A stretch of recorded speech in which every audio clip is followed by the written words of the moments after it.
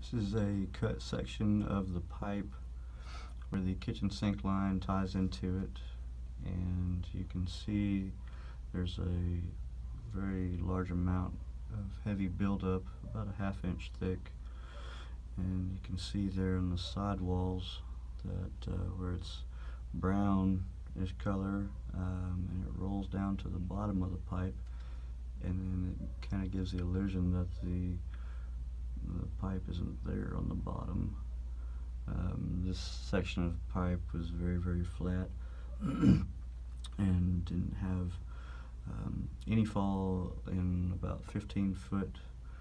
or maybe a little more of pipe, and this is what you get whenever you don't have good enough fall in a pipe. You get a lot of buildup, and eventually all that buildup will rot through the pipe.